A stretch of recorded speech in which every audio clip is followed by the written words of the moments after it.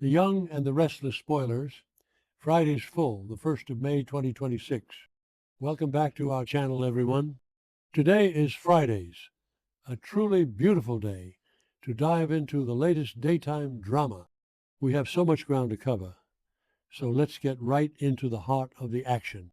You guys, I am deceased. Stop what you are doing, drop whatever you are holding, and listen to me right now, because my soul has actually left my body. I am literally shaking. We need to talk about the absolute cinematic mayhem that just went down in Las Vegas and Genoa City, and I need to vent because I am physically vibrating from the sheer audacity of this entire episode. I was mid-skincare routine when this scene came on, and I legit smeared my charcoal mask all over my white rug because I threw my hands up in pure hysteria. I literally had to yeet my phone across the room.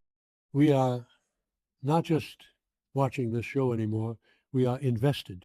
It is giving major I cannot even energy, and my brain is still visibly tron from the world-shattering saga I just witnessed. Wait, backtrack for a second, I missed a step. Let me set the scene, because the vibes were genuinely so unhinged. We start with Chelsea Lawson literally pacing a hole into the floor of her hotel room in Vegas. Genuinely, her anxiety was radiating through the screen and infecting my own nervous system. The aesthetic of that hotel room was so dark and moody, which perfectly matched the absolute dread in the air. Adam walks in, and let me tell you, the look on his face, I straight up gasped. Chelsea immediately demands to know where Nick, Sharon, and Noah are, because basically Matt Clark has been holding them hostage in an abandoned gas station garage. Did I say that yet? Ah, my brain is mush. Moving on, Adam drops the bomb that they were trying to get Nick out of the gas station when the entire place literally blew up, exploded. I screamed into my pillow so loud my dog started barking. But wait, he says everyone got out. Oh my God, the relief I felt. I was hyperventilating, but hold on, because the trauma dump doesn't stop there. Adam tells Chelsea that Nick is in the hospital because of the drugs. And you guys, this is where I completely lost it. Adam is straight up blaming himself. He confesses to Chelsea that he feels responsible because he actually encouraged his own brother to take fentanyl from the storage room. I mean, what? This is so dark. I cannot even. Adam was basically trying to keep Nick alive by playing Matt Clark's sick game, but the psychological toll it's taking on Adam is astronomical. I'm calling it right now, the villain arc, or the redemption arc, whichever way this goes, is about to go nuclear. Adam is officially on my do not perceive list, because I cannot handle seeing him this emotionally wrecked over his brother. It is tearing my heart into a million tiny, jagged pieces. Wait, I'm glitching. Okay, back to the main event. So Chelsea drops her own bombshell and says that Sienna Bacall, who she literally just teamed up with across enemy lines, which is honestly so unhinged, went to the gas station, and she hasn't heard from her since.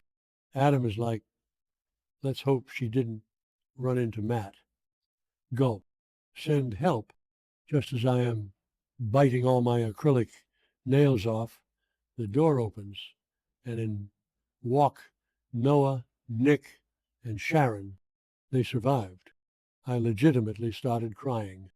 Nick is looking so broken, so defeated, like a shell of the golden boy we all know. Adam looks at him and reminds him that they almost lost him, and he begs Nick to just admit that he needs help. And besties, Nick's response is going to haunt my nightmares forever. He looks Adam dead in the eye and admits that even if he knew the drugs were laced, he still would have taken them. I am unwell. The absolute rock bottom of it all. Nick Newman, the moral compass of the family, just admitting his addiction has him in such a chokehold that he doesn't care if he dies. But then Noah starts panicking because Sienna's missing. Noah is like, I am staying in Vegas until I find her. Noah has been through so much collateral damage in this family, and now this. Nick, being the dad he is, says he's staying with Noah and will deal with his own mess when they get home. Sharon, fiercely protective, says she's staying too. They tell Adam and Chelsea to go back to Genoa City. And then the moment that literally broke me. Nick thanks Adam. He says thank you and hugs his brother. And Adam and Nick hug. I am weeping. I am a puddle on the floor, manifesting a total dumpster fire by the next update because this peace cannot last. But for now, I am living for this brotherly bond. Okay, let me take a breath. Inhale, exhale, because we have to pivot to Genoa City and talk about the Winters family, and genuinely, I am crying happy tears now. Lily Winters, Holden Novak, Dr. Stephanie Simmons, and Kane Ashby are all together, and they just finished a video chat with Malcolm Winters. Yes, Malcolm, the stakes have been so incredibly high with his aplastic anemia, and they have been desperately searching for a bone marrow donor. And guess who the perfect match is? Kane freaking Ashby. I am literally crying in the club right now. Stephanie looks at Kane and says, thank God for a perfect match, and thank you for stepping up. They all raise a glass to toast him, and it is the most wholesome, beautiful moment. Oh, hold on, I should have mentioned this earlier, but Stephanie tells Kane he needs more blood tests and then surgery to harvest the stem cells. And Kane, oh my God, Kane's response, he says, I couldn't do anything to save my dad, so all I can do is try to make his passing mean something. I am sobbing, literally sobbing. The layers of grief and redemption here are just chef's kiss.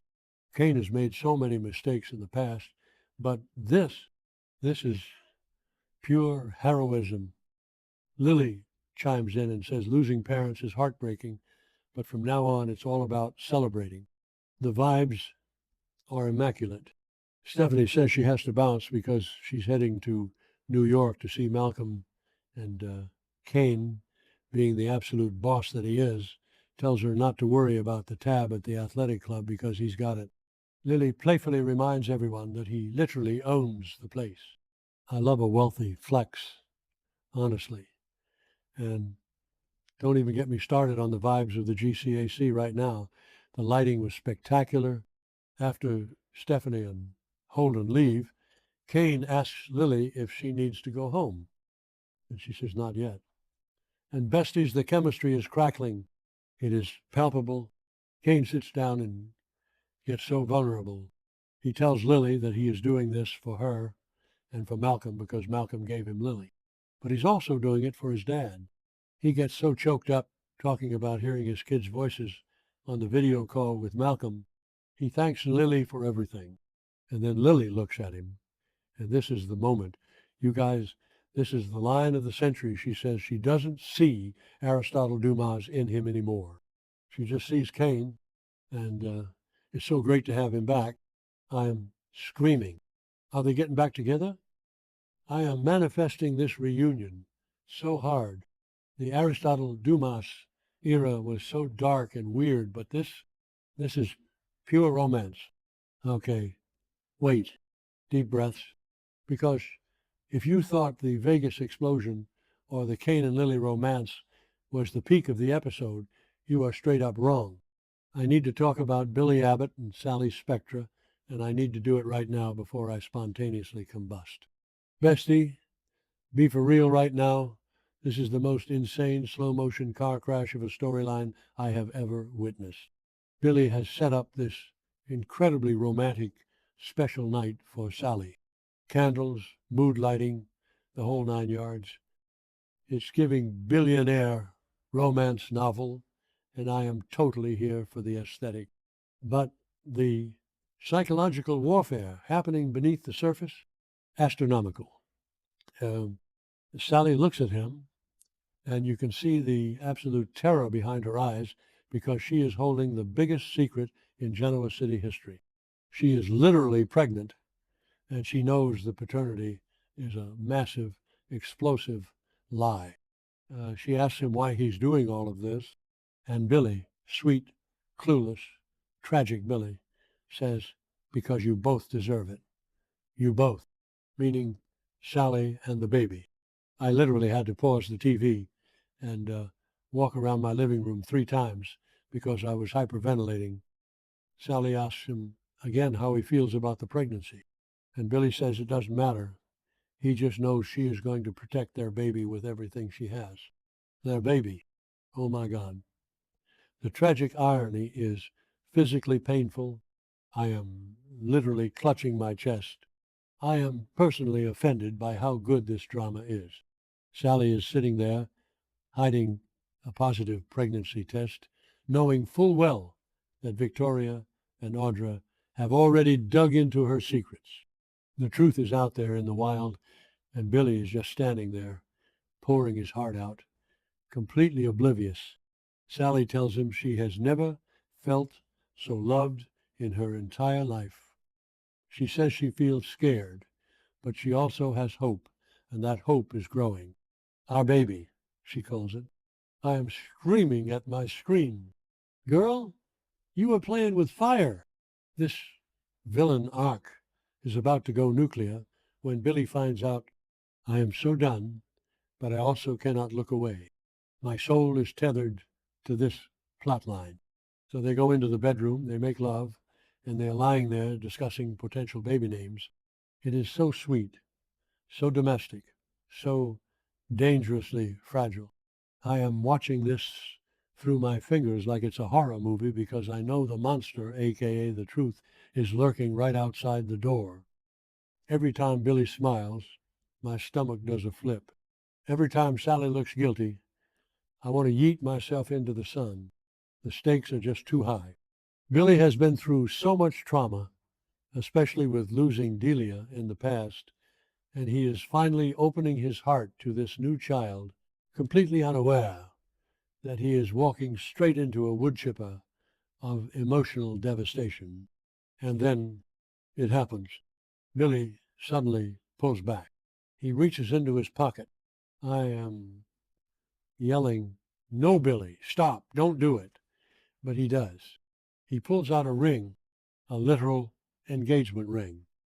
He looks at Sally Spectra, the woman who is carrying a child that might not be his, the woman who is tangled in a web of lies so thick you couldn't cut it with a chainsaw, and he asks Sally, "Will you marry me?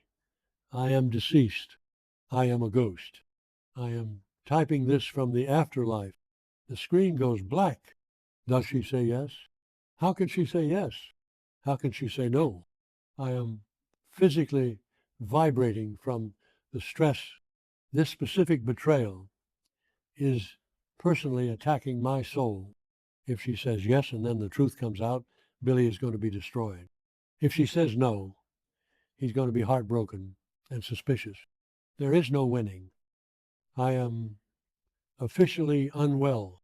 My grip on reality is slipping. I need the next episode immediately, or I am going to lose my absolute mind.